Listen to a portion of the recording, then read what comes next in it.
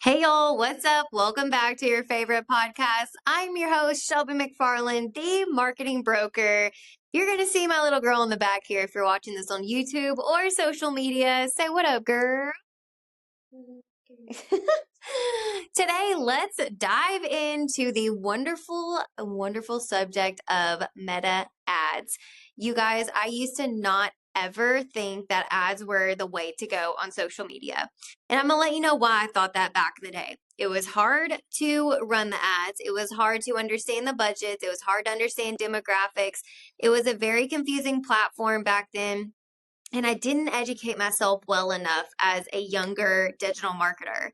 So now I have all the experience in the world, and I have been really hitting it hard the last 2 years for my clients when it comes to meta ads specifically.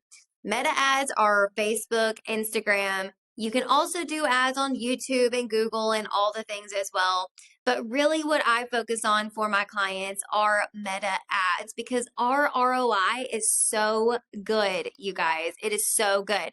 Right now, I just want to give a couple of examples of clients that I'm running ads for.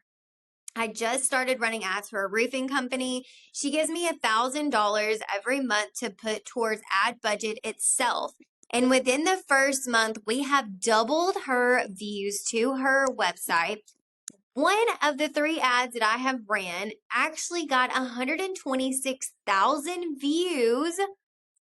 Views, you guys, 126,000 views, and we didn't even spend $300 on that ad. How incredible is that?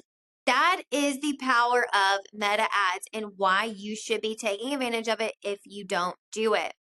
I also have clients that will spend as low as $100 a month. What do we do with that? We do just broad branding ads for that $100. We drive people to their social media site.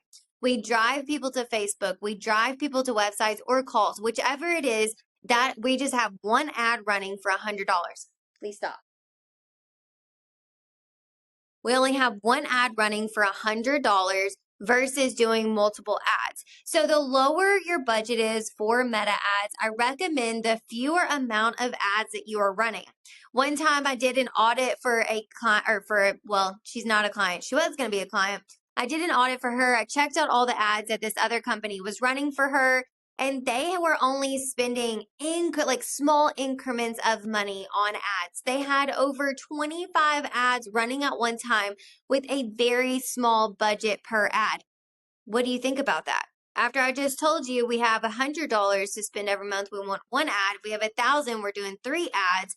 So if you have 25 ads running and say they're $15 to $20 budgets, you're not reaching people. It's not always quantity of ads at one time. Unless you just have thousands of dollars to spend, I recommend that you don't do that. So if you are curious of meta ads, let's kind of walk through what that looks like. Let's start with a lower budget. Let's see where your demographics are. What is your target audience? Where are they located? So when you're on the back end of Meta Business Suite, there's an ads tab on the left. You're going to click that. You can either use a post that you already have. We're not boosting a post. We are using a post that you already have. Or you can simply upload your own graphic, your own copy, whatever that is. Now, in the copy of your ad, I want you to make sure that you still have your call to action at the bottom of it. We've talked about that several times when writing social media content. Every piece of content should go to your phone number, an email, a website. It needs to go away from social media. So still have that call to action at the bottom of that copy of your ad. Still have those keywords, still have those hashtags on there. We're writing it just as if it was an organic piece of content. Now, the ad needs a hook. If you're one of those people that love to write and you're going to write a really long ad, which is just fine, make sure that it has a hook at the top of it. Like roof warranty, money back guarantee, best realtor in whatever state you are. Make sure it has a hook where people are like, okay, I'm going to stop. I'm going to read this. What's going on?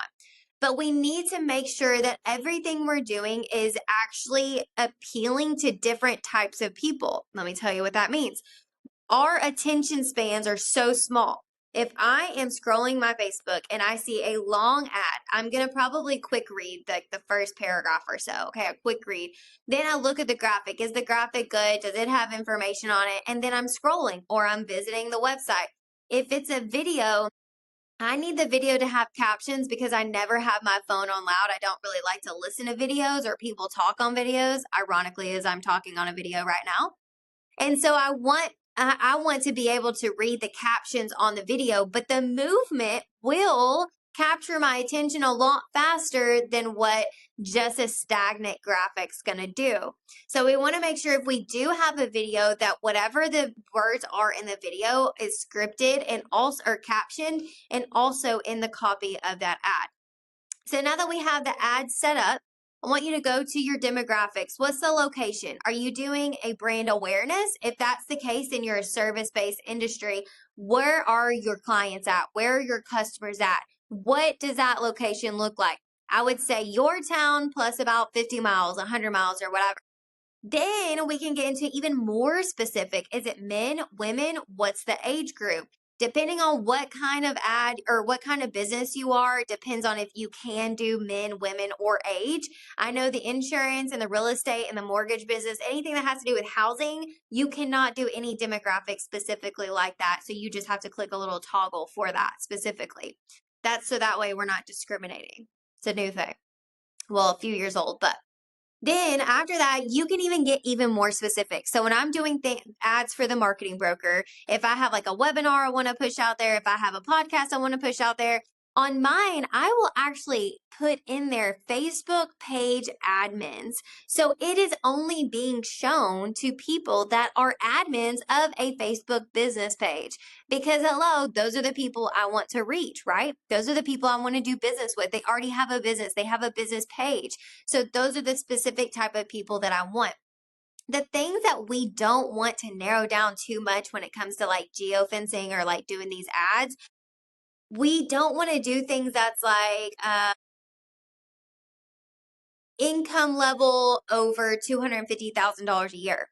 Why? That may be someone you want to reach. That may be part of your niche clientele. But the problem with that is no one's putting on the internet that they've made $250,000 this year. So whatever information they're putting on the internet, that is what we can search and that's what we can put into place for any kind of ads that we put out there. So it can be like homeowners. People know that, or the algorithm will know if they're a homeowner or not because of things they buy, the insurance they have, the type of place they live. They can search all of that. The algorithm already knows that. So doing like homeowners or renters or things like that, that's okay. But they're not going to know if they've made $250,000 or not that year. You can get as specific as you want. And a great way to know, okay, well, I've never done this before. How am I supposed to figure all this out? Okay, easy, guys. Use your AI bot or chat or Claude or whatever you're using. Use it and say, hey, I'm trying to run an ad for the marketing broker. These are the people that I think I want to reach, but please break down the demographics specifically for meta ads. What should the copy be like? What should the graphic be like? This is what I'm trying to sell, and this is how much money I want to spend. Tell me how to optimize it.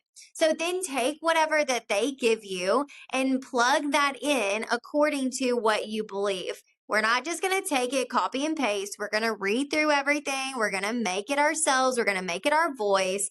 And we're also going to make sure that those are the specific demographics that we need, or we can make a few adjustments with that. But I really challenge you this week. How can you take a little bit of your budget for marketing and put it on Meta Ads? And I really want to know what your outcomes are because right now, all of my ad clients are doing so well. Their ROI is increasing every single month. I am not a marketer that's going to say, I guarantee you're going to double your money in 4 weeks or 8 weeks or 1 month or whatever. No, there is no guarantee with marketing, guys, but I know for a fact that their ROI is increasing every single month. Our numbers are increasing every single month. It's because we are giving them that platform. We're giving them the tools to be able to use digital marketing to really increase their sales on social media. All right, guys, I hope this helps you out. And if you ever have any questions or you want to talk about it or do a consult, please reach out to us and we would love to set that up. Talk to you next week.